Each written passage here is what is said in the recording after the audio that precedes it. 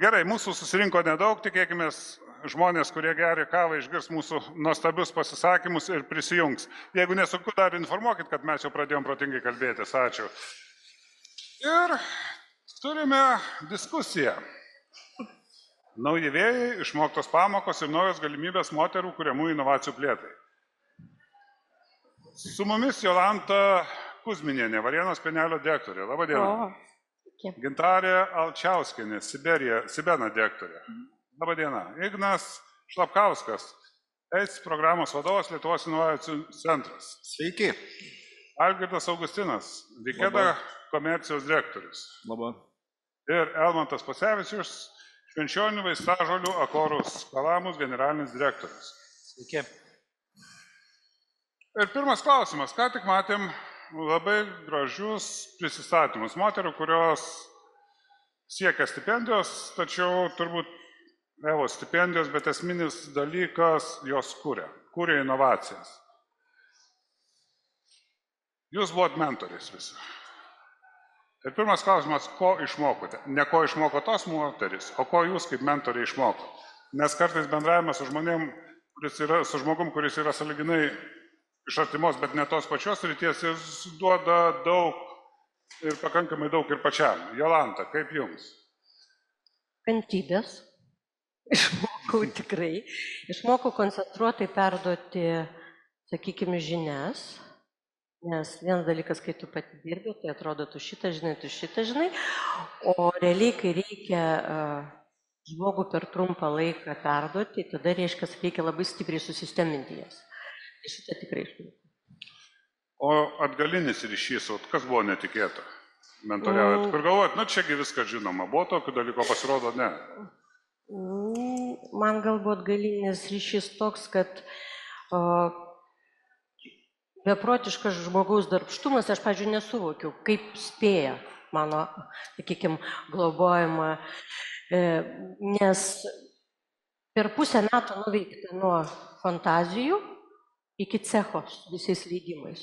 Realiai aš pati dirbu gamyboje, ne vienus metus aš žinau, kiek tai užtrunka. Ir tai buvo fenomenalu, tai buvo žodis pasakomas, atgal veiksmas. Iš principo viskas vyko labai greitai. Ir tai mane tas labai nustebino ir sužavėjo. Nes... Gintarė, o jums koks įspūdis? Iš tikrųjų, būtent Evos dėka sužinojau, kaip sudėtinga tą inovaciją įgyvendinti. Ir kiek daug etapų, kiek daug žingsnių reikia padaryti, kiek daug pasiruošimo tame yra. Taip atrodo, turi idėją, sukūrė ir prašau pirmin. Bet kiek, kaip sakė kolegė, kantrybės reikia, kiek užsispyrimo reikia ir kiek turėti žinių, tai čia man atradimas. Ignai, o pačiam buvo kažkas tokio, Dievio, kaip aš nepagalvojau? Ignai? Pagavau save kelis kartus, kad yra toks pasakymas, kad į pilną stiklinę sunku įpilt. Ir kai jau dirbi su verslais ne vienerius metus, atrodo labai daug turi patirties. Ir kai ateina naujas toks projektas, nauja nuostabi mergina ir atrodo, tu čia jau toks protingas, tu jau patarsi, mentorius būsi, kaip ir tokios pareigos uždėtos. Ir tada tas suvokimas, ne, taigi nesu aš tą pilną stiklinę, pilna ten jau pripildyta ir ką ten bepilsi, niekur nebetils per šonus varvės. Tai save kelis kartus sugavau, kad su mentoriaujama mergina, daug ko iš tikrųjų aš nežinojau ir kartu reikėjo galvoti apie tas problemas. O pavyzdžiui, jūs tokio ir sakau, kodėl taip? Atrodo viskas aišku ir staiga suvoki, kad norėtum žmogui padėti, bet pats nelabai žinai, kokie tokie niuansai iškrito. Vienas iš tų niuansų, jeigu leisite įsivaizduoti 5000 hektarų tvenkinių. Ir kas ten vyksta? 5000 hektarų. Hektarą aš dar įsivaizduoju, 10 aš dar įsivaizduoju, bet 5000. O jo. Su Dievo pagalba ir jūsų maldom, kaip sakoma. Aš Tai gal jūs- papildysiu, vat ir labai buvo pas mane tokia situacija.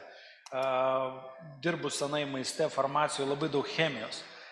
Ir klausimas buvo iš fizikos, kaip tvariai ir pigiai išgarinti 90% vandens. Ir supratau, kad fiziką mokiausi vidurinį ir visiškai iš naujo teko pačiam kažką gilintis, kaip padaryti, kad tas vanduo garuotų greičiau. Ir kaip pavyko? Aš galvoju, kad pavyko. Ir tikrai yra labai daug dalykų, kaip galima ne tik virinant, išgarinti labai daug vandens tais pačiais filtrais atskirti. Jeigu taip liaudiškai, koks sprendimas? Radot? Samdėt fiziką, pats galvojat, grįžot prie vadovėlio. Kaip buvo? Pats galvojom, važiavom į 2 universitetus pasikonsultuoti, pas protingus žmonės, kaip tai padaryti. Ir sprendimas, jisai tokio galvoju, kad jis dar nėra auksinis, bet sprendimas yra, kuris ten padeda, pavadinkim, tą eilinį virinimą, kad išgarinti vandenį, taip suefektyvinti 2-3 kartus. Pasirodo, ir su fizika galima dėrėtis. Jo, tik jie, kai nesusiduri kasdieną, pradėti pamiršti. Algirdai, jums. Kiek išmokau, kiek gal teko prisiminti, ką reiškia būti kukliam, nes vis tiek, kai savo kasdieniai veikloj verdi, kai viską žinai, supranti ir atrodo, esi savo srities specialistas, pamatai tą ugnelę akise kito žmogaus, kuris vysto savo verslą, siekia savo svajonių.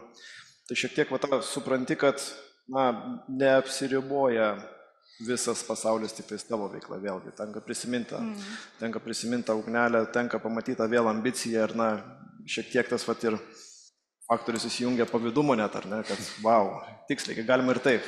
Galima nuveikti per tas 24 valandas ženkliai daugiau negu atrodo, kad gali. Tas yra toks požiūris, kad, kaip jau čia kažkas minėjo, kaip Hebras sugeba taip daug padaryti per tą vieną mielą dieną.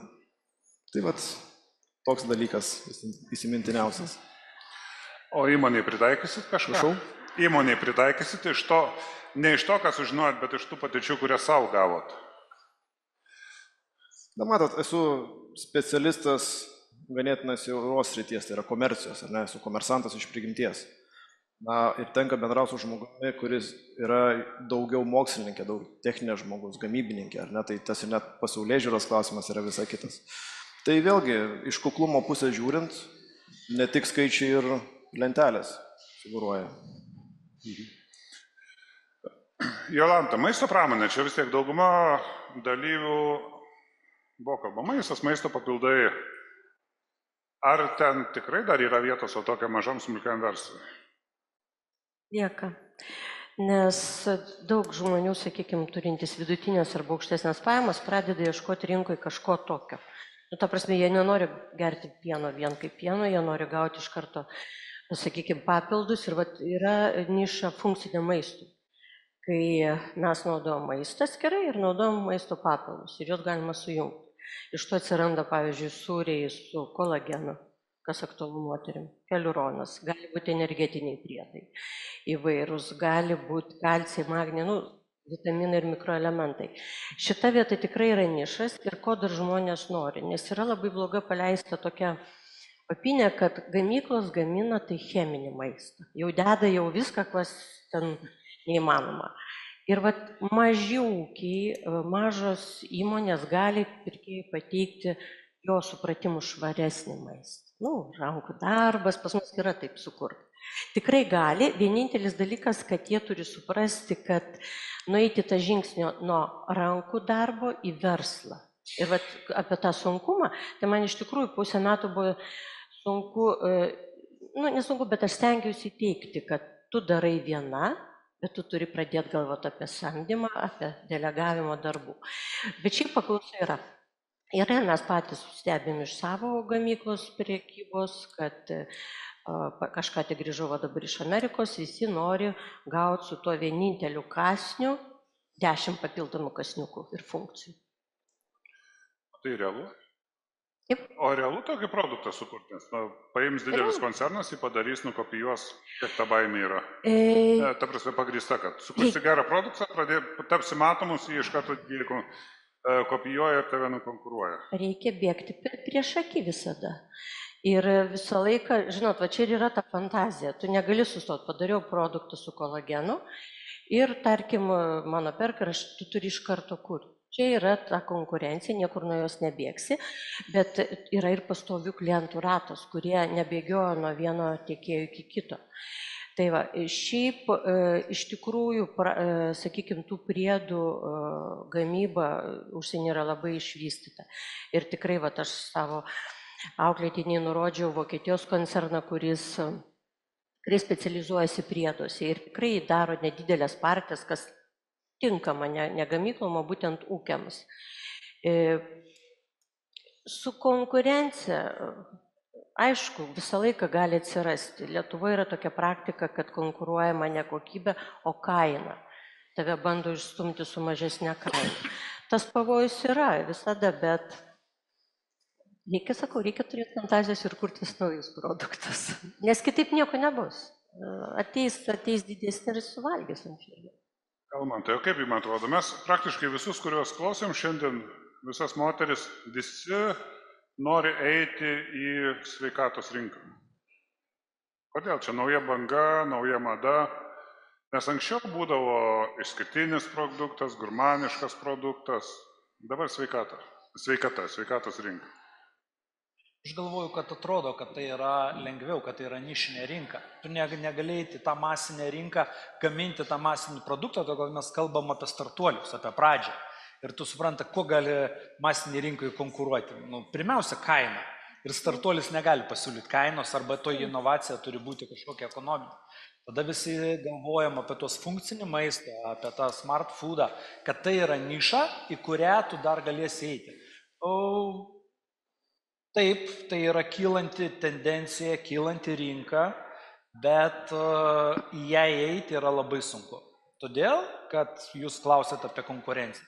Jeigu jūs tikrai sukursite gerą produktą, jis tikrai bus efektyvus, jūs 100% kopijuos tas, kuris turi daug daugiau finansų. Ir jums reikia kurti sekantį produktą. Arba prasiduoti. O parsidavimas. Čia šiaip nebloga idėja. Buvę Lietuvoje atveju galbūt susidūrė, parduodamas produktas, verslas, aš kalbu ne apie fintechus, būtent maistas, papildai, sveiki produktai. Tai čia tokia bendra turbūt tendencija, gal maisto pramoniai, turbūt irgi mes turime ir Lietuvoje tikrai pavyzdžių, kur didesni koncernai, didesnės tos įsigyja tos mažesnius. Kodėl jos įsigyja? Ne todėl, kad jie konkurentai. Dažnai įsigyja todėl, kad jie turi puikių nuostabių produktų. O jeigu mes kalbam ne apie tik maistą, apie sveikumą, tai čia jau pasaulinė tendencija. Pasižiūrėkime, didžiosios farmacinės kompanijos, jos nebekuria naujų produktų. Jos perka startuolius, tai daug pigiau. Ta prasme, vienas iš normalių kelių, tu tiesiog sukūrė, tapai matomas ir ieškai, kas nupirktų. Taip. Eini kur kitai, bet jau būdamas milijonieriumi. Jau turėdamas kapitalą. Ignai, kaip toks kelias? Šiaip dažniausiai tai tie, kurie parduoda ir gauna savo ten milijoną, 10 milijonų ar dar daugiau, tai jie vis tiek sekančią savo idėją vysto su pritrauktų kapitalu. Patirtis yra dažniausiai jau pritrauktus pinigus panaudoti efektyviau negu savus. Tai atrodo gal paradoksaliai, dabar, kaip aš jau sakau, gavau 10 milijonų, čia dabar iš tų 10 milijonų pradėsiu daryti. Dažniausiai tą venture kapitalą, tą rizikos kapitalą pritraukti yra lengviau tiem, kurie jau vieną kartą yra išėję, exitą padarę, tai vadinama. Ir žaisti su savais pinigais, pacituosiu statistiką, 99 produktai nepasiseks. Vadinasi, jeigu vienas pasisekė, tai tikimybė, kad kitas pasiseks, vis tiek jį nusinulina ir vėl yra 99 produktai nepasiseks. Tai žaisti su savais pinigais kartais ir nelabai apsimoka. Dėl to jau tavim pasitikė daugiau, nes tu gali suvaldyti tam tikrus procesus, nes turi patirties ir gyvenai to startuolio gyvenimą. Ką tai reiškia startuolio gyvenimas? Tai reiškia miegoti kaip kūdikiui. Tai reiškia, kas valandą atsikelia ir rėki ir verki. Ir labai daug išmoksti per tą laiką. Tai kai jau esi 2-3 metus taip padirbęs, perdegęs, tada metus kitus pailsėjęs, tada vėl su nauja idėja ateini ir paprašai tų rizikos kapitalistų pinigų, bet su pinigais gauni ir bizūną. Nes ten tie pinigai, jie yra kaip ir dideli ir baisu, aišku, skaityti, kaip ten 100 milijonų pritraukė startuolis lietuviškas, kiek akcijų atidavė už tai, bet čia yra esminis klausimas. Nes jeigu jie atidavė 90% akcijų už 100 milijonų, tai jie neteisingai nuėjo. Ir šitoje vietoje prasideda tas žaidimas, tikrasis žaidimas, po 2-3 to išėjimo pradedi suvokti, apie ką yra ta rinka, kurioje ne produktą reikia kurti, o tavo produktas yra įmonė. Ir kiek Lietuvoje gali būti žmonių, kurie potencialiai gali tai daryti? Serijinis verslininkas, čia turbūt negeras žodis, ne visai lietuviškas, bet kurie turėdami kapitalą jau gali suktis ir judėti. 2,5 milijono plus. Visi. Labai gražiai skamba, Aurelijai. Visi. Mes neturime ribų. Kiekvienas iš mūsų tikrai neturime ribų iš išorės primestų, turime vidinės ribas. Algirdai, kaip taip gražiai finansiškai skamba? Realu? Kad visi darys verslą? Tikrai ne. Čia yra labai daug faktorių susidedančių, nuo asmenybės iki charakterio, iki žinių, iki aplinkos, iki drąsos, kapitalo. Čia iš kurios pusės pažiūrėsi. Yra daug, ką išvardėjau, visur yra trikdžiai savo verslui daryti. Ne visi sugebės su tais trikdžiais tvarkytis. Bet samdomam darbė lygiai taip pat. Samdomas darbas tam tikra prasme turi streso ir iššūkių ir ko tik nori. Bet samdomas darbas ta tikra prasme yra labai paprastas. Nepasisekė tau čia nais. Ajajaj. Nueisi rytoj kito įmonę, tenais gal pasiseks. Ką atsibusiu, nepraradau už savo tų milijonų, svetimus praradau. Šiaip gana dažnai taip ir nutinka. Dažnas atvejis, bet iš esmės, su savo verslu ateina savo rizika, galima grąža dar nėra garantuota, didesnė galima grąža. Gintarė, ar kursi startuolį? Ar kurtumėt? Ar toks gyvenimo būdas, kaip žmogui? Sukūriau, atidirbau, jeigu pasisekė, pardaviau, jeigu nepasisekė, einu kurti kitą. Variantų visokių. Aš galvoju, Algirdas sako ir kalba apie grėsmės, aš galvoju, kad kiekvienam yra galimybė ir šansas. Kiekvienam. Tas tai tikrai yra kiekvienam. Vėlgi, požiūrio klausimas. Jo, bet ką mes su tuo darysim, tai jau čia asmeninis klausimas yra. Ir vieni kaifuoja, kai jie kūrė idėjas. Kitiem labai patinka, kai jas realizuoja. Trečiam patinka pardavinėti. Tai tegu kiekvienas ir daro tai, kas jam patinka. Tada bus viskas gerai. Nedaryk per prievartą. Ir aš nemanau, kad čia yra kažkas netinkamo, jeigu tu sukūrė ir pardavėjai. Viskas gerai. Nes jeigu tu esi iš prigimties kūrėjas ir tavo paskirtis ir gyvenimo tikslas yra kurti ir duoti, tai viskas gerai. Tik matyt, kad skaudžiausia yra tada, kai tos idėjos tavo yra pasisavinamos. Bet tada čia jau moralės klausimas. Ignai, įmanoma apsisaugoti? Ar įmanoma apsisaugoti nuo to, kad idėjas pasisavintų, nukopijuotų? Aš nekalbu apie produktą, kurie, turbūt 99% nėra tokie unikalūs, kad juos galėtum užpatentuoti ir apsisaugoti patentų. Bet apie idėjas. O toj stadijoje, kai dar yra tik idėjos, kai tik verslas juda ir staiga tu ateini ir supranti, kad tavo rinka jau užimta. Pirmas klausimas, tai ar idėją galima apsaugoti? Galima. Ar ją, jeigu yra gera idėja, kas nors kitas realizuos, tai labai dažnai būna, kad vienu metu skirtingose pasaulio vietose tą patį dalyką tyrinėja ir knisinėjasi ir apie mokslinių straipsnių pirmųjų paskelbimų, kad ir 18 amžiuje, Newtono situacija, kai irgi dviejose skirtingose vietose, Vokietijoje ir Anglijoje buvo tas pats nagrinėjamas klausimas. Tai sakyti, kad idėja yra čia tik tai mano ir kad aš ją išsaugosiu, ar ją įmanoma išsaugoti, taip įmanoma, niekam nesakyti. Ar reikia? Va čia didesnis klausimas, nes dažniausiai tos vežančios idėjos, jos paskui save žmonės pritraukia. Bet čia yra esmė startupo, nes ta idėja, kiek jų buvo, tų idėjų tokių ir utopinių, komunizmas kaip pavyzdys ir kiti dalykai, bet kurie labai daug paskui save žmonių pritraukia. Utopija buvo apibrėžta per Trūkio teoriją, čia Lietuvos mokslininkai prie to daug dirbo. Tai idėja gal pirmiausia, ar ją reikia saugoti?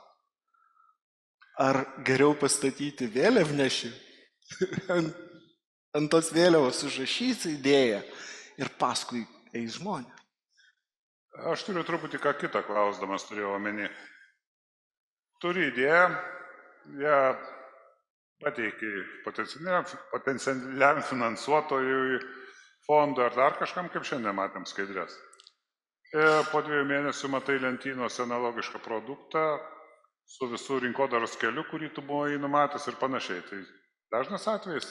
Tai kartais tai atsitinka ir jo, aš esu matęs tokius kelis atvejus, kur grinai panašu, kad buvo ta idėja nuimta, bet klausimas, ar tam, kuris tą idėją iškėlė, ar jam būtų pasisekę realizuoti.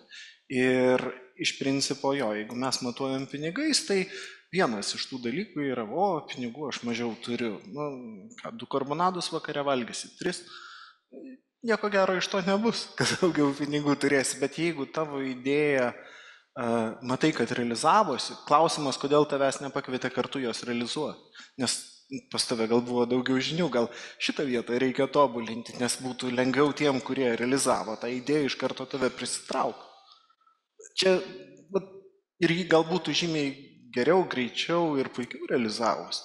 Tai save reikia tobulinti, per mažai komunikuoju, komunijos per mažai. Kalbantai, o kaip jūs pakankamai didelė įmonė? Kaip perkat idėjas iš išorės? Ar būna tokio atveju? Ne startuolis, ne investicija į produktą, ne kažką. Tiesiog receptūra, idėja, gal rinkodara, niša, kažkas atėjo pasiūlė. Pasaulyje vyksta labai daug parodų. Maisto, sveiko maisto, farmacijos ir taip toliau. Aš galvoju, kad pusė parodų dalyvių atvažiuoja pasivokti idėjų. Tas pasivokti gal taip skamba. Pasižiūrėti, rasti idėjų, kurios patys po to bandys padaryti. Ar taip reikia? Turbūt esmė yra, ne idėjos yra vertė. Vertė yra, kas jie tą idėją gyvendina. Jeigu tu turi idėją ir laikai ją savyje, tai nėra idėja, tai tas svajonė. Jeigu tai yra idėja, padaryk. Nepadarai, padarys kiti. Tai ar tu ieškai, tu žiūri, ką daro visi, iš to gimsta idėjos. Taip. O jūs patys iš parodų kiek idėjų parsivežat? Tai nebūtinai kopija produkto. Jo, tai nebūtinai kopija, bet aš galvoju, kad tai daugiau negu pusė. Naujų produktų idėja, jinai ateina per tai, ką jau kažkas daro, kažką galvoja. Aš net galėčiau taip globaliai, kadangi tenka labai daug aplankyti parodų, tai vis tiek labai daug idėjų prasideda Amerikos, Kalifornijos pakrantės, po to nueina į New Yorką, iš ten jau ateina į Europą. Tai norint aplenkti Europą, reikia tenai pasimti idėją, jinai ateis per kelis metus į Europą, jeigu tu nori būti pirmasis. O jūs tą darot? Daug Lietuvoje įmonių tokių darot? Mes darom. Ar daug tai daro? Aš galvoju, daro. Jolanto, jūs? Mes darom. Tik mūsų, pieno pramonė yra trupučiuką kitaip. Mes daugiau stebim tendencijas, madas mityboje ir iš to, nes, pavyzdžiui, ta vadinama proteino mada, iš tikrųjų tai iš Amerikos. Ir iš parodos mes pamatėm, kur buvo kaip tik jie net į vandenį dėjo, sakykime. Tai, bet šiaip stebim netgi spalvų gamą parodos įvyraujančią, nes jinai ateis į pakuotės, jinai vis tiek ateis, stebim amžiaus skirtingas grupės, ką jie valgo. Bet taip, idėjas atsivežam iš parodų. Ir nuo Amerika vedančioji, iš jos ateina mados. Kodėl? Žmonės ir čia, ir ten jie tokie patys. Išsilavinimas realiai tas pats. Newtono teoriją studijavo tiek čia, tiek ten. Turiu savo poziciją, atsiprašau, šito klausimo. Skirtumas tarp Europos ir Amerikos. Taip. Ten yra pagrindas idėja ir veiksmingumas, kad jinai veikia. Europai saugumas. Ir tai iškart viską sustabdo. Jie tą gali daug greičiau padaryti. Taip, jie patys sako, kad jie yra reklaminės saugus, juokaudami, nes jie idėja paremta gera reklamos kompanija, jie gali parduoti bet ką įteikti žmonėm. Europa iš tikrųjų testuosis tyrimus ant gyvūnėlių, ar tai negalima, bet jie testuosis ilgai. Ir iš tikrųjų tada kažkur gaunasi 2-3 metai tas susilaikimas. Bet ilgiau ir išsilaiko. O Amerikoje eina viena po kitos bangos. Ir sviravimai, kaip čia buvo tas cukraus vajus, kai jau cukrus pas blogiausias jau atėjo cheminiai ingredientai, dabar aš jau iš Amerikos girdžiu, kad jau cheminiai jau netie, jau tas svyravimas yra. Reikia stebėti, čia iš tikrųjų, sakykime, bet kurie vadovai, bet kurie verslininkai, jie yra kaip tie zuikiai, kurie bėgo, jos iš paskos vejasi, pradedant vilkais ir baigiant medžiotojais. Arūnai, dar keli aspektai, kodėl tas yra daroma. Pirmas dalykas, tai nepamiršti reikia ir kapitalo, nes didžiosios įmonės, tos jų korporacijos globalios, jos turi ištisus R&D departamentus. Ten aukštai keli, kur žmonės dirba su daktaro lab coats ir testuoja ir bando išrasti kažką naujo, sugalvoti kažką naujo. Tas reikalauja nemažai pinigų. Čia Lietuvos įmonės, šiuo atveju Lietuvos įmonės, mes tokių gal kartais net ir savo negalim leisti pajėgumą įjungti. Dėl to tas copy with pride, ar iš už Atlanto, ar kitur, tai nėra blogai, nes paliečia kitą aspektą, tai yra konkurencingumą arba konkurencija pagaliau. Turiu gerą pavyzdį, buvau Kuboje prieš gerus 7-8 metus ir tenais viskas dar yra valdoma, kaip mūsų tėvai ir seneliai matė. Ir ten yra ant visos šalies vienas limonado fabrikas. Ką tai reiškia? Pabandykit paragauti tą limonadą, kokius įskonio. Jėzus Marija. Nedaug studijų. Nes nėra konkurencijos elementariai. Ir jiems yra gerai, žino, kad jos vis tiek pirks. Tai va šiuo atveju, jeigu atsiranda par panašus produktas ir į tavo, ar tu įsisavini kažkieno idėją ir padarai panašų į jų, tai vis tiek įtakoja ir lemia tą konkurenciją ir pagaliau inovatyvų mąstymą. Kuo aš galiu būti geresnis, greitesnis, pranašesnis už savo konkurentą. Gintarė, o kaip jūs? Visam šitam trendė ar sakot, ne, čia korporacijų žaidimai, mes turim savo 20 produktų, mums užteks. Šiaip tai, ką kolegos akcentuoja ir diskutuoja, tai viskas gerai, kai klausaisi. Pusiausvėra, vadinasi, pusiausvėra pasaulis šitame yra, ne? Ir kaip ir sakau, vieni gali kurti, kuria, kiti gali kopijuoti ir parduoda. Aš esu toj srity, kur aš parduodu, kopijuoju ir parduodu, bet daugiau parduodu. O kiek gyvena produktas? Atvažiuoju į parodą arba pasižiūrėjau, puikus pristatymai, puikus gaminimai.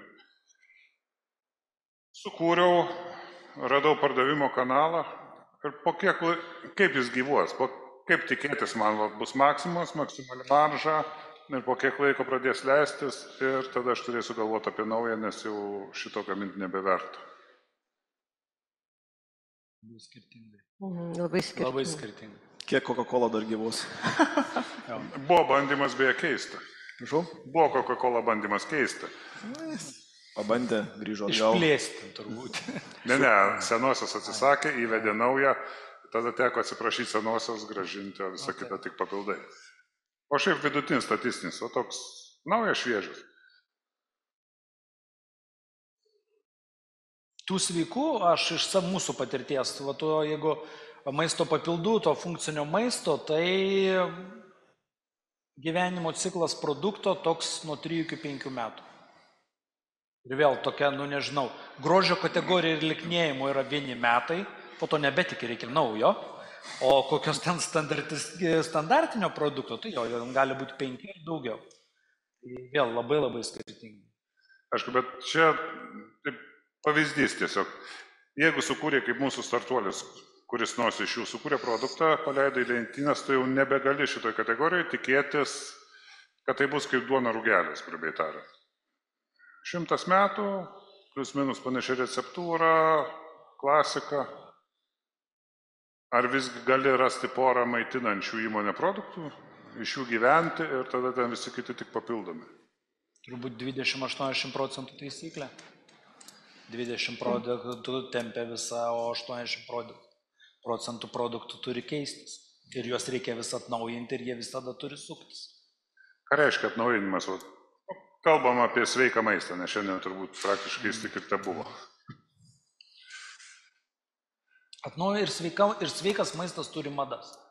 Ir sveikas maistas turi madas, ir sveikas maistas turi socialinės žiniasklaidos daroma didžiulį įtaką, kuri pastoviai keičiasi ir pastoviai reikia sekti, žiūrėti ir taip toliau. Pasižiūrėkime, Lietuvoje buvo tokios kanapių mada, CBD mada, kambučos mada, dabar kolageno mada. Ateis kažkas kitas.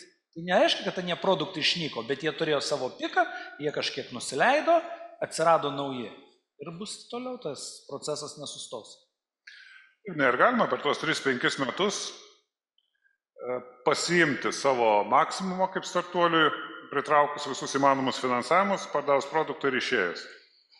Likti su kapitalu ir tiesiog, čia korporacija pasiėmė vystų toliau. Tai jeigu klausimas, ar įmanoma, tai taip. O ar tai tiražuojama? Va čia kitas klausimas, nes dažniausiai pinigus uždirbi iš tiražavimo. Ir va čia prasideda sunkumai, nes tą tiražavimą suvaldyti būna sunku.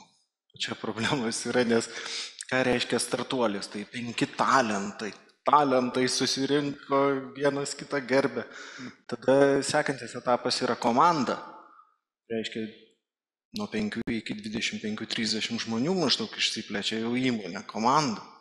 O tada turi būti procesai. O ką reiškia procesai? Kad jeigu netyčia tavo darbuotojas netinkamas arba susirgo, tu jį turi per 5 minutės pakeisti. Ir tada procesai pradeda valdyti. Klausimas yra iš tikrųjų, kaip tu šitą grandinėlę susidėlioji.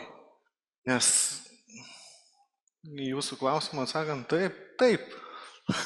Bet toliau pratęsiant, ten visas smagumas. O kas procesą valdo pas mus? Procesą dažniausiai valdo,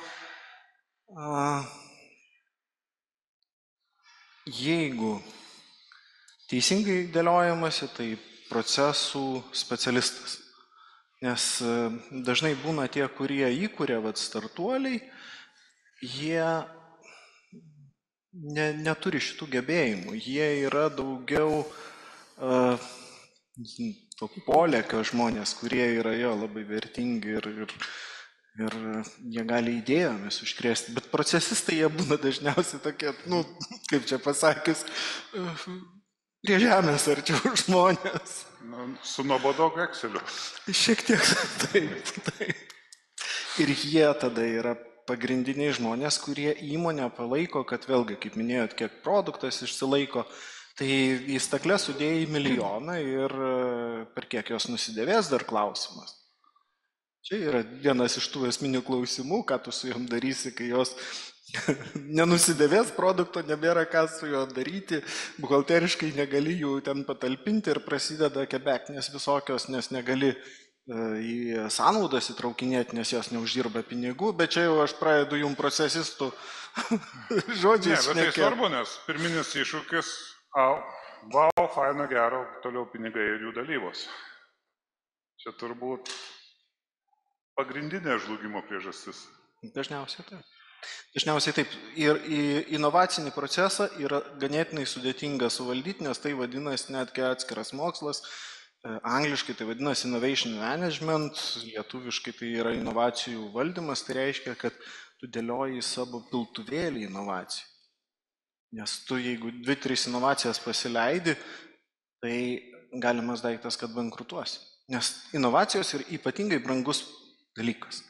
Reikia su tuo iš karto turėti galvoj, kaip ir minėjo kolegos, kad didžiosios įmonės jos dabar taiko tą metodą, kad jos perka geras idėjas, nes gera idėja, atsiprašau, ne tik tai idėja, bet jau realizuota, kur jau tas toks, aš keikiuosi angliškai, nepykite, market fitas yra, tai va ten prasideda įdomumas. Ir tada apsimoka nupirkti kartais ir įdomiais tokiais skaičiais, 10, 100 milijonų, kartais koks nors Google'as, ką nors sau perkasi ir už milijardus eina apsiprekinti turgelį. Taip ir turbūt antra meno šito finansinio dalis laiku parsiduoti. Nes pavėlavęs vėl be nieko gali likti. 2+2, 3 ar 5. Būtent. Gintarė, o kaip jūs procesus valdot? Taip liūdnai, su Exceliu ar su pašaukimu? Su pašaukimu, žinoma. Šiaip pridurt norėčiau gal paprasčiau, žemiškai. Procesus valdo žmogus. Ir dažniausiai apie juos geriausiai žino tam tikros funkcijos savininkas, kaip čia pavadins, žinovas.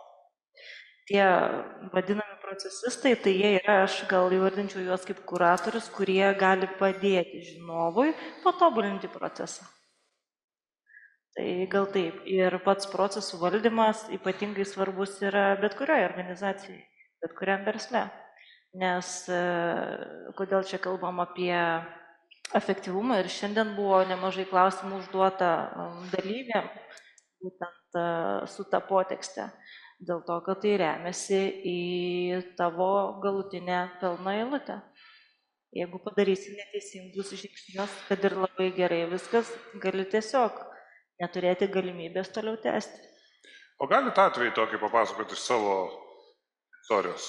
Galbūt ne konkrečiai, nes pavadinimais, nesuskaičiais. Kaip atrodo, teoriškai visi teisingi žingsniai atvedė į blogą rezultatą. Nors iš išorės viskas yra teisinga. Gal neatsimenu tokio atveju. Kol kas pasisekė. Algirdai, būna taip? Mąstau. Faktas, kad buvo klaidų, faktas, kad buvo visokių, bet... Ne, aš kalbu gal daugiau... Apkaltinti procesus dėl to? Ne, aš kalbu ne apie klaidą, bet tiesiog tu elgiesi kaip visada, prisėmi kažkokią naują sritį, nežiūri į Excelį, nes čia viskas aišku, ir staiga galutinis rezultatas toks šiaip savo. Ir po to analizuoti atgal pasimato, jog buvo kažkas ne taip. Čia, ta prasme, nežiūrėti į Excelį ir nesiekti rodiklių, čia pagrindinė gal klaida. Šiaip. Prieš vykdant, pradedant veiklą, tai būtinai turi nusimatyti tam tikrus rodiklius, kurie rodytų tau, kurie tu linkme eini. Tada ir būsi apsisaugojęs, tikėtina. Almantai, o kiek aš galėčiau kaip kūrėjas, tarkim, viena iš merginų, kurios kažkas sukūręs, atėjęs pas jūs su produktu, su niša, normaliai padarytų darbų, tikėtis pinigų iš jūsų? Jeigu jūs tai sudomintų. Ir kaip man apsisaugoti nuo to, kad sakytum, labai gražus skaidrės palik, pagalvosim. Jo, patarimo galite tikėtis tikrai. Pinigų, va čia jau priklausytų nuo situacijos. Jo, nes patarimo pagalbos tai taip, bendradarbiavimo irgi taip. Investicijos, tada jau čia klausimas yra, o kas mums iš to, kada tai mums sugrįš ir kodėl mes tai turėtume daryti.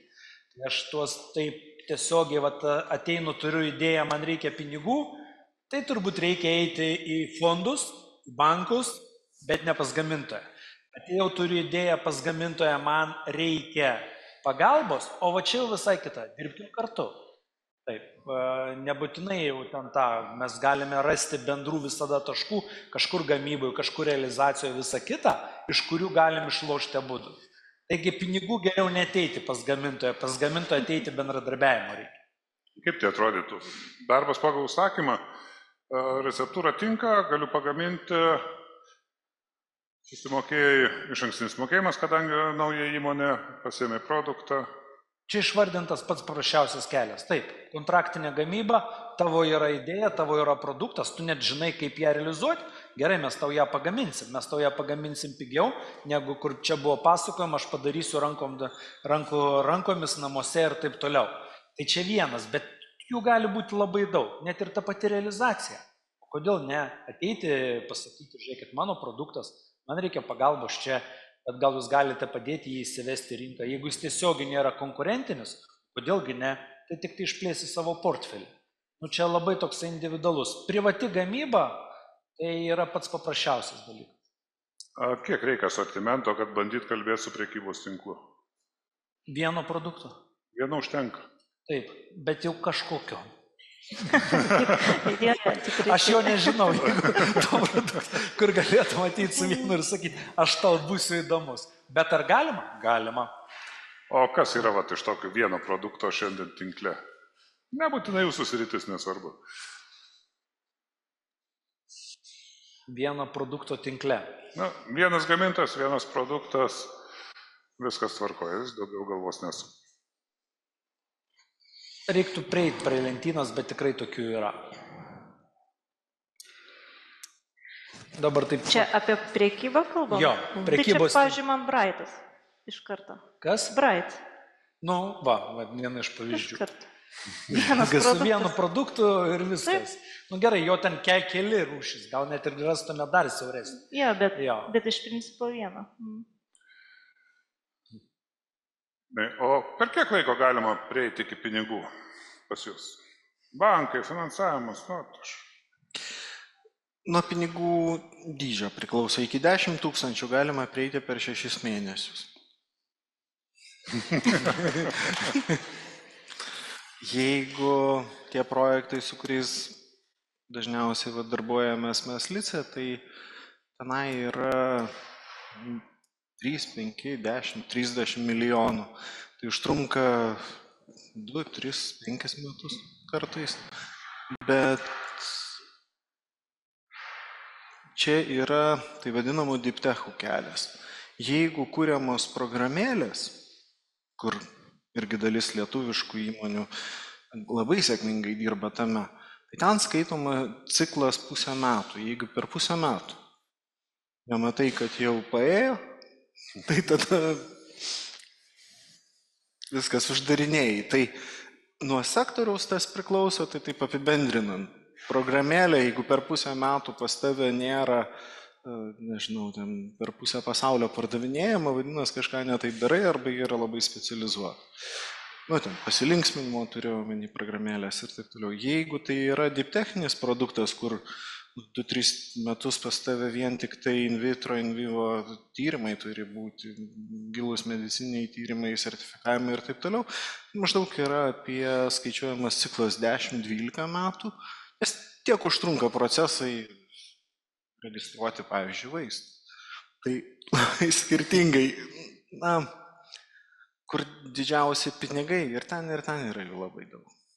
Čia ilgas kelias, 6 mėnesiai, bet daug patirties įgavo merginos. Čia yra didelis labai pliusas. Turbūt pagrindas, kam ir skirsta. Jo, nes pinigus visą laiką gali nusipirkti. Aš tai taip labai paprastai vadinu, kad pinigai yra perkami. Nueini į banką, nusiperki pinigus. Ir tada pasilygini, kur pigiau parduoda.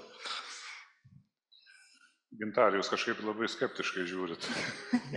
Neskeptiškai, pripažįstu, kad tokia realybė. Tikrai pinigai parduodami, perkami. O pagrindinė klaida, kas pas jūs pirkti pinigų ateina? Tai tie, kurie ateina, kaip pavyzdys, ieškoti fondinių lėšų. Ir jie net nesusimasto, kad iš tikrųjų fondai yra skiriami tie mūsų visų pinigai. Tai yra sudedami į vieną katilą ir jie yra skiriami sumažinti riziką, nes inovacijų rizika labai yra aukšta, dėl to valstybė ir sako, žiūrėkit, jūs verslininkai protingai į čia niekad pinigų nedėtumėt, bet mes jums duosime, pavyzdžiui, ankstyvos stadijos tyrimam 100% pinigų ir dar duosim sekretoriam ir, nežinau, elektrai. Jeigu jau turite prototipą, duosim 70% pinigų ir viskas yra skirta rizikai mažinti. Tai kuo labiau to mokslo yra, tuo ten didesnė tikimybė, kad nepasiseks. Kuo jau prototipas arčiau, kolegos yra durų, tai ta rizika yra mažesnė. Na, gali jum nepatikti, arba jum kaip tik gali iš karto patikti, bet čia maždaug 1:3 santykis. Tai vat apie tai yra. Apie tai yra visi tie fondiniai pinigai. Jeigu ateina, noriu pinigų, nes fondai ten dalina pinigus. Ir yra tų įmonių, kurios specializuojasi pridavinėti gražius popierius.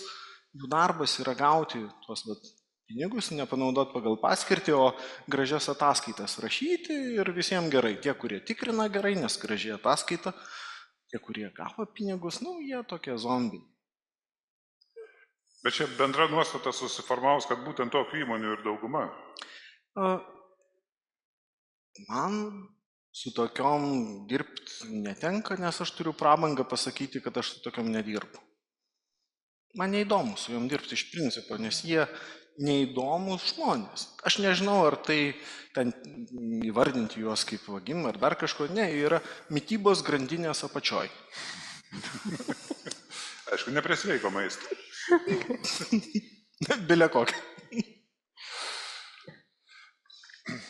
Jolanta, o jūsų sena stabili įmonė. O planuojat kažkokiam inovacijom užsiimti? Aš turiu omeny kažkokios inovacijos, kažką visiškai kas ne iš jūsų srities. Matot, maisto. Ne į medienos perdirbimą, aišku. Sunku pieno gamyklą perorientuoti į kažką kitą, todėl kad visa gamykla yra pastatyta su tais įrenginiais. Bet mes jau 14 metų realiai specializuojamės, ten pas mus yra užsakomoji priekyba ir 85%. Viskas išvažiuoja į užsienį. Mes kol kas liekam šitoj grupiai, sakykime, galvojam visokias, kaip tą surelį padaryti ne tik vaikišką produktą. Užsienis yra ne vaikiškas, bet kol kas liekam šičia. Nes vėlgi, mūsų įmonės gal unikalumas tame, kad mes be skolintų lėšų, mes gyvenam ir statomės iš savo. Reiškia, bet kokia inovacija patrauks iš paskos milijonus. Įrenginiai tiek kainuoja. Tai kol kas artimiausius bent jau kokius 2-3 metus yra iš savo resursų. Fantazijos mums užtenka. Europa dar ne visa užkariauta, nors dirbam su 25 šalim ir mūsų produkcija tiekiama, kas savaitę po 5-8 sunkvežimis išvažiuoja. Tai labai kažką tokio su pienu padaryti kol kas tikrai yra sudėtinga. Nes turėjom minčių ir liofalizuotus daryti surelius, bet poreikis jų yra mažesnis negu, sakykime, apsimokėtų gamybą pradėti. Tai o taip kol kas dar mums užtenka plėstis kur. Ir iš tikrųjų, čia kalbėjau apie to produkto, siūlyčiau startuoliam, kurie turi savo idėją. Iš tikrųjų, nėra blogai ateiti gamyklas ir pasiūlyti idėjas, tik tai iš karto visiems siūlyčiau turėti šalia juristus gerus. Nes viską lemia, kad jūsų idėjos nieks nepavogti, yra lemia geras juristas ir sudaryta sutartis. Nes pats paprasčiausias dalykas leisti gamyklai gaminti produktą, jį pardavinėti ir gauti nuo vieneto, sakykime, atlygį sutartą. Tai yra pats paprasčiausias, kada gauna pirmus pinigus. Pagal laiką tai gali būti per pusę metų. Žinom, koksai produktas. Mes taip dirbam, turim įvairius variantus ir iš tikrųjų tai vienas tų, kurie iš tikrųjų nori dirbti, nepasimti tuos pinigėlius ir po to jie ištirpsta kažkur rūke. Tai kol kas lietuviai, kol geria pieną, liksi pienę ir valgo pieno produktus. Elmantai, o riba tarp inovacijos ir rinkodaros, jinai yra didelė? Didelė. Kokia, nes kartais toks įspūdis susidaro, kad produktas sudėdamosios dalis ganėtai panašus, ar vienas, ar kitas, tiesiog gražesnė pakuotė ir gražesnis pristatymas. Bet ir šitam projekte, ką susidūriau ir ką aš pasakyčiau tokius, atsakant į šitą dalykai. Tai pirmas, mes turim labai gražias idėjas, mes turim sudėti ir atrodo viskas gerai, ko mano manimu trūko startuoliam šitam projekte ir bendrai Lietuvoje, tai pirmiausia trūksta konsultacijos, jie neturi žinių, su kokiais reikalavimais jie susidurs. Taip, mes kalbam apie maistą, funkcinį maistą, tai reiškia, kabutės jie turės draugauti su veterinarais, veterinarai jiem atsakys, mes esam kontroliuojantį instituciją, mes jūsų nekonsultuosim, bet mes pas jūs ateisim. Ir staigiai. Ir staigiai. Antra vieta - savikainos skaičiavimas. O reiškia, mes galim susidėti ingredientus, pasižiūrėti, o žiūrėk, čia viskas labai gražu, bet reikia va šitoj vietoj irgi pagalbos ir nueiti pas tą, kuris pasakys, bet tu žiūrėk, dar tu to neįvertinai, tu dažniausiai ir savo darbų neįvertinai ir visa kita, ir tavo savikaina nėra čia. Tada jam sudėti lentelę ir pasakyti, kad žiūrėk, tavo savikaina yra euras, bet prekybos centre kainuos 4 eurai lentynai. Tada žmogus nustemba, kokie 4, nu už 4 nieks nepirks, turėjo būti 2, bet va čia visa šita matematika. Ir tik tada jau prieiti prie rinkodaros ir prieiti per Excelio lentelę, o ne per idėją, kad kokią aš turiu idėją, kokia jinai graži, visa kita, ir ten sudėti, kiek reikės sudeginti pinigų, iš kur aš paimsiu savo inovacijai tuos pinigus, kuriuos aš tikrai sudeginsiu, kad ta rinkodara suveiktų. Taigi čia tarp inovacijos ir rinkodaros labai labai dar toli. Ir diskusijos pabaigai pratęskim tą temą, kurią Elmantas užsiminė. Ką patartumėt startuoliui? Kiekvienas. Ignai. Gal ne startuoliui, žmogui, kuris galvoja, turiu idėją, pasiemu, šiais laikais baltas popieriaus lapas jau nelabai tinka, pasiemu, atsidariau Exceliuką, skaidrių darimo programėlę ir pradedu formuluoti. Pradėti nuo intencijos. Kodėl aš tą darau? Atrodo toks banalus pasakymas, bet ta intencija, dėl ko aš tai darau, jeigu aš pervedu močiutę per gatvę, yra geras darbas, bet jeigu mano tikslas yra ją pakeliui apokt, tai intencija yra, iš principo bloga. Tai aš apie šitokius dalykus šneku, kad dėl ko aš tą darau, va tai intencija, ar man pinigų trūksta gyvenime, vienas dalykas, ar man iš tikrųjų trūksta pripažinimo, tai yra kitas dalykas, nes apie ką aš čia šneku, tada iš karto reikėtų įsidėti pamatavimus. Man trūksta pripažinimo, tai vadinasi 3 žurnaluose ir ten kažkokiuose portaluose mane paskelbs 3 per mėnesį.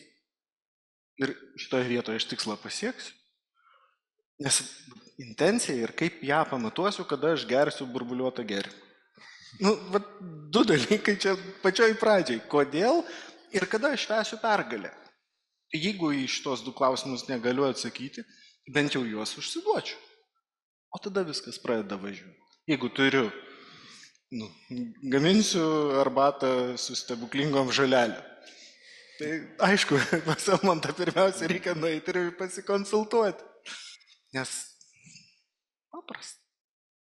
Jolanta, ar viskas jau taip paprasta? Ne, aš skaitau, kad reikia visų pirma labai tikėti savo idėją, nes abejojančių bus daugiau ir reikia tikrai tikėti. Antras dalykas, reikia labai suprasti, kad veikla vykdoma virtuvėje, tai yra pomėgis, bet ne verslas.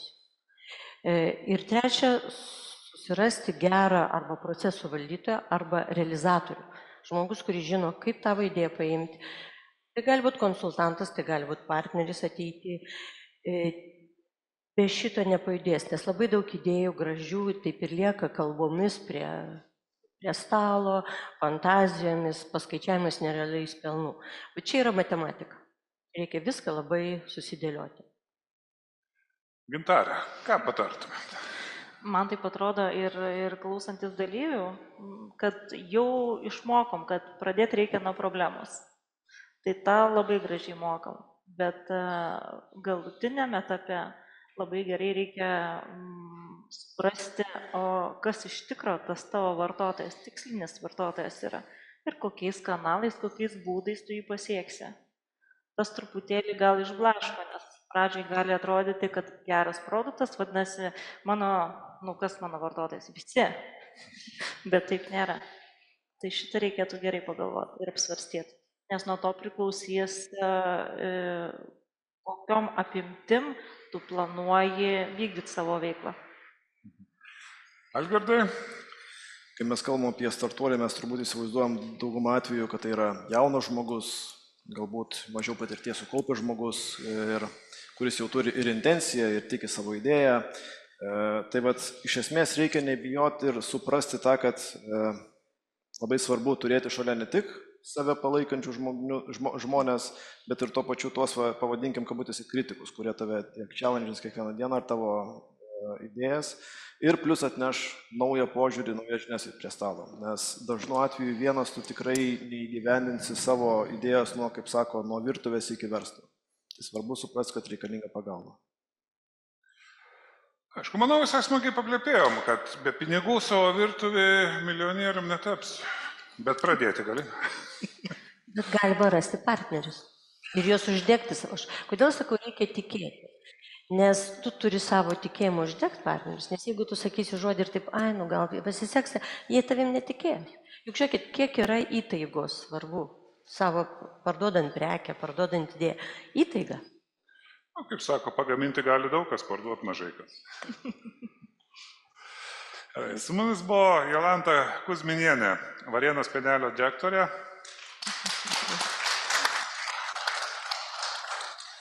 Gintarė Alčiauskienė, Sibenos direktorė. Ignas Šlapkauskas, AIDS programos vadovas, Lietuvos inovacijų centras. Algirdas Augustinas, teisingai pasakiau. Vikeda komercijos direktorius. Ir pagrindinis veikuolių numylėtinis įmonės savininkas, vadovas Elmantas Macevičius. Ačiū visiems, tikiuosi tie, kurie nematėm, pamatysim per įrašą. Ačiū.